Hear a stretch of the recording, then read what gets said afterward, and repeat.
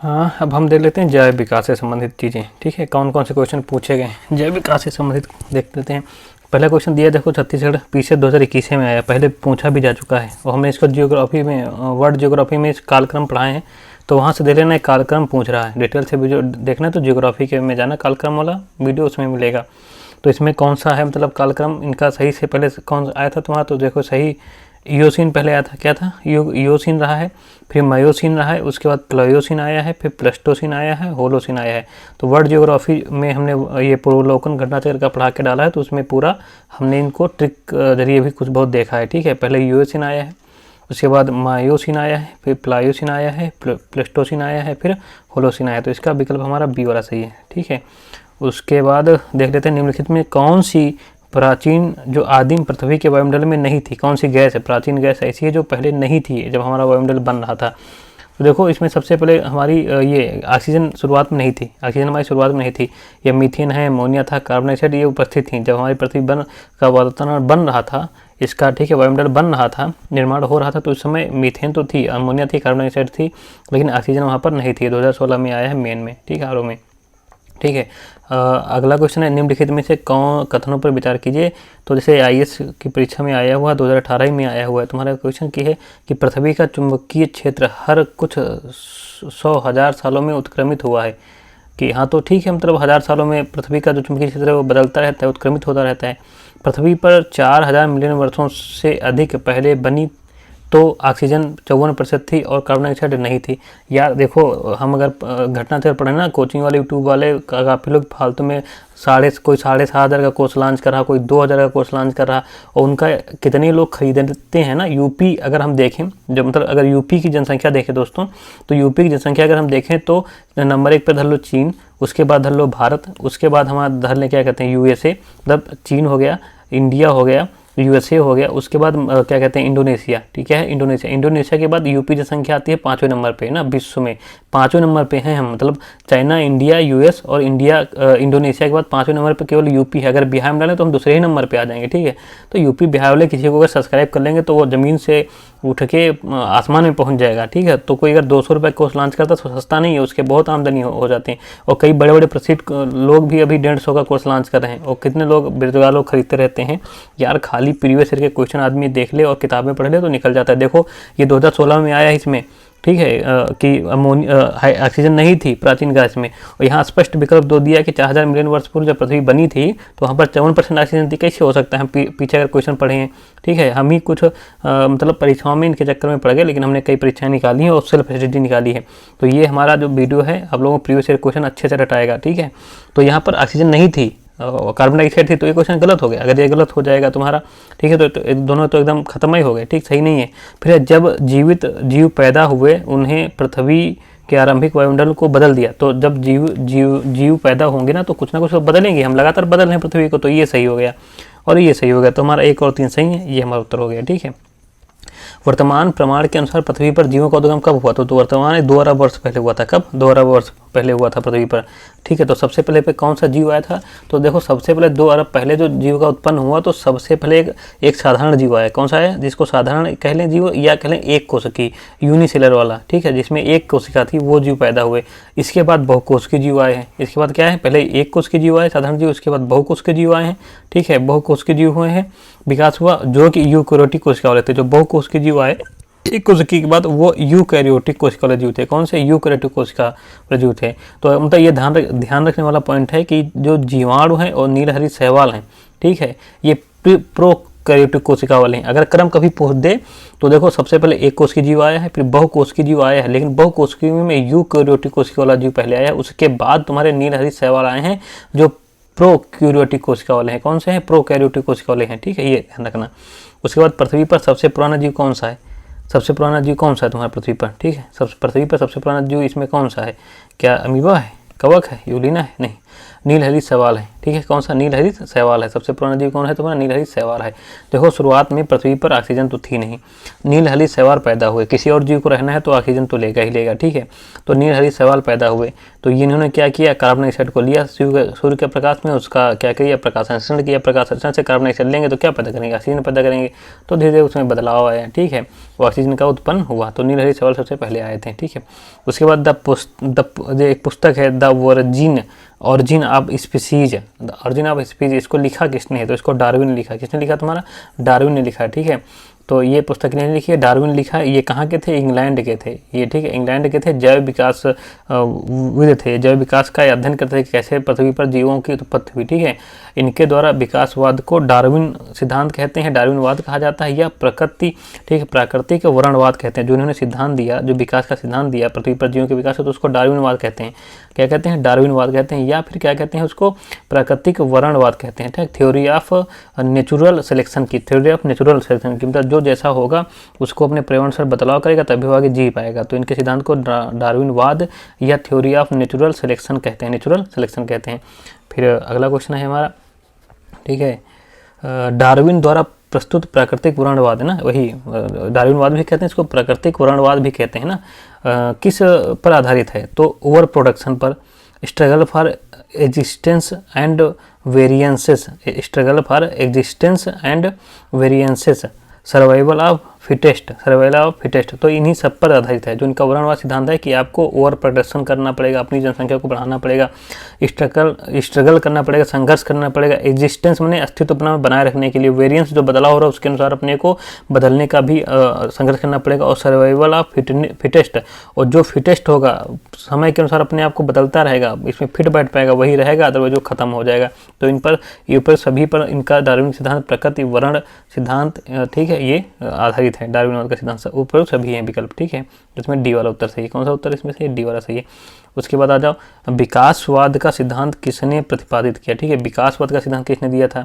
तो विकासवाद का सिद्धांत यही तो दे रहे हैं, ठीक है। विकास सिद्धांत कौन दे रहा है? ये विकासवाद, वर्णवाद, विकासवाद सिद्धांत डार्विन दे रहे हैं। कौन दे? डार्विन दे रहे हैं, ठीक है। डार्विन का मत था कि प्रकृति में क्रमिक परिवर्तन होता है ना, प्रकृति जो क्रमिक परिवर्तन द्वारा अपना क्या करती है? विकास करती है। प्रकृति हमेशा बदल रही है, आज भी तो प्रकृति बदल रही है, ठीक है।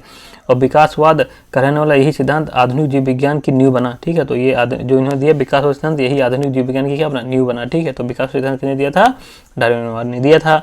उसके बाद जैव विकास का सिद्धांत आता है। सर्वप्रथम किसने समझाया जैव विकास को? सर्वप्रथम किसने समझाया था? तो इन्होंने लाइमार्क ने समझाया कि जैवों का विकास, इवोल्यूशन कैसे हुआ, इवोल्यूशन पृथ्वी पर कैसे हुआ, तो उन्होंने लाइमार्क ने बताया, ठीक है। तो ये लाइमार्क, ठीक है, ये तुम्हारे 1809 में एक पुस्तक लिखी लाइमार्क ने, 1809 में एक पुस्तक लिखी। उन पुस्तक का नाम था philosophy of zoologic, philosophy zoologic. क्या नाम था पुस्तक का? Philosophy zoologic. क्या नाम था? फिलोसफी जूलॉजिक इनकी पुस्तक का नाम था, ठीक है।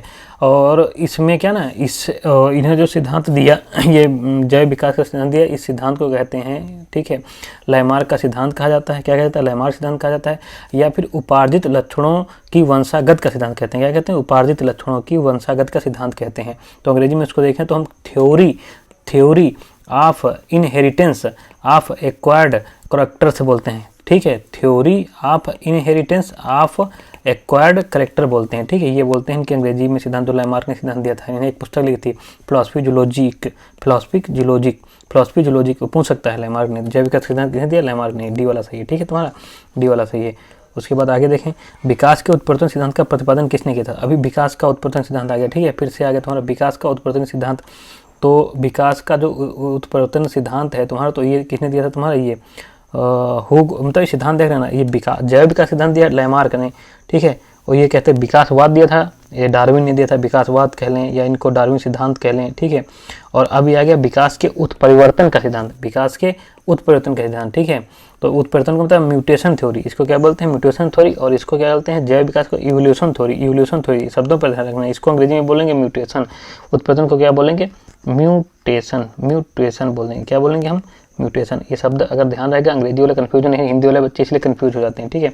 तो उत्परिवर्तन सिद्धांत दिया था ह्यूगो डी ब्रीज ने। किसने दिया था? ह्यूगो डी ब्रीज ने। ये हॉलैंड के थे, पादप शास्त्री थे। क्या थे ये? पादप शास्त्री थे।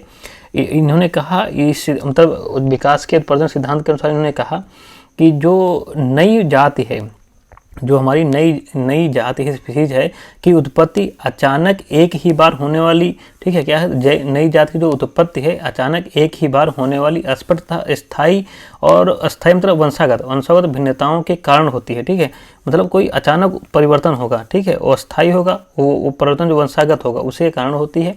और जाति का पहला सदस्य जिसमें उत्परिवर्तन लक्षण दिखाई देता है वो उत्परिवर्ती कहलाता है। क्या कहता है? उत्परिवर्ती, म्यूटेंट कहलाता है। क्या कहता है? म्यूटेंट, जिसमें म्यूटेंट क्या कहलाता है? वो म्यूटेंट कहलाता है। और इन्होंने अपना प्रयोग किया था एक क्या कहते हैं, सांध्य, क्या होता है, सांध्य प्रिमरोज पे किया था, सांध्य प्रिमरोज पे किया था, यह ध्यान में। अगर हुग डो ब्रिज ने किस पे प्रयोग किया था? सांध्य प्रिमरोज एक ठीक जाति थी, उस पर इन्होंने अपने प्रयोग किया था, सांध्य प्रिमरोज पर, ठीक है। इसको इवनिंग बोलेंगे, अंग्रेजी में क्या बोलेंगे? इवनिंग प्रिमरोज, ठीक है, क्या बोलेंगे? जिस पे इन्होंने प्रयोग था एक इवनिंग, वही रसाम वाला, उसको सांध्य ही बोलते हैं ना, सांध्य। इवनिंग प्रिमरोज पे इन्होंने प्रयोग किया था ह्यूगो डी ब्रिज ने। उन्होंने कहा कि इसमें कहा कि किसी जात में अचानक परिवर्तन होता है, वो अस्थायी होता है, फिर जाता नहीं है, फिर आगे किसी में परिवर्तन होगा, फिर वो आगे बढ़ता रहेगा, ठीक है। और जिसमें परिवर्तन होता है पहली बार उसको म्यूटेंट इन्होंने कहा, ठीक है। ये म्यूटेशन सिद्धांत दिया है, डो ब्रिज ने दिया था। अभी मिलाने वाला आ गया, 1998 में आया था, ये IAS की परीक्षा में आया था, मिलाने वाला आया, ठीक है। तो इसमें मिलाना है तुम्हारा, ठीक है। तो जानते हैं, जैसे अभी वो पढ़ ही लिए हैं, म्यूटन ये थे, ह्यूग डे ब्रिज कहाँ है? D bridge, Hugh day bridge इन्होंने म्यूटन दिया था, तो ए का डी वाला कहाँ हो जाएगा? ए का 4 1 में 2 में है, ठीक है। बी का 3 2 में है, तो बी का 3 ही होगा। विकास का सिद्धांत तो ये डार्विन थे, दिए थे विकास सिद्धांत। अब आगा एक जीन का एक एंजाइम की परिकल्पना, एक जीन के एक एंजाइम की परिकल्पना किसने दिया था तुम्हारा? ठीक है, तो ये दिया था तुम्हारा बीडल और टैटम ने। किसने दिया था? बीडल और टैटम ने दिया था। एक जीन एक कल्पना, तो ये तुम्हारा देखो हो गया ये बी वाला, ठीक है, इसमें बी है, ठीक। और ये क्या कहते हैं, ये ओपेरॉन अवधारणा किसने दी थी? जैकब और मोनोड ने। और एक जीव बीडल, ये तो हमने पीछे पढ़ ही लिया था, तो ये मिला लिया था हमने, ठीक है, क्योंकि अभी हो गया तुम्हारा। तो उत्परिवर्तन का सिद्धांत तो ये तुम्हारा इन्हीं दिया था, डी ब्रिज ने दिया। विकास सिद्धांत तो डार्विन ने दिया। एक जीन एक एंजाइम की परिकल्पना किसने की थी? बीडल और टैटम ने। ओपेरॉन अवधारणा किसने थी? जैकब और मोनोड, मिल गया। आगे विकास का मुख्य कारक क्या है? भाई उत्परिवर्तन है, ठीक है। विकास का मुख्य कारण क्या है? उत्परिवर्तन। विकास का मुख्य कारण उत्परिवर्तन, जो परिवर्तन होगा वही तो विकास लाएगा आगे, ठीक। तो विकास का मुख्य कारण उत्परिवर्तन होता है। उसके बाद आ गया जैव विकास। क्या आ गया? जैव विकास के संदर्भ में सांपों के अंगों का लोप होने को स्पष्ट किया जाता है। मतलब जैसे जैव विकास में सांप के अंग लोप हो गए, केवल उसका शरीर बचा जो ढनकता रहता है, इधर चलता रहता है। तो इसमें कैसे करेंगे? तो अंगों का उपयोग, तो ये लैमार्क बात है, उन्होंने बताया ना, अंगों का उपयोग और अनुपयोग किए जाने से, ठीक है, अंगों का उपयोग और अनुपयोग किए जाने से। तो जो फ्रांसीसी वैज्ञानिक थे ना लैमार्क ने, ठीक है, अनुसार परिवर्तन शरीर के उपयोग तथा अनुपयोग के कारण होते हैं। कि तुम किसी अंग का ज़्यादा प्रयोग करो ज़्यादा विकास हो जाएगा, और किसी का कम प्रयोग करे तो कम विकास होगा। ये कहा था लैमार्क ने। क्या कहा था? लैमार्क ने, ठीक है।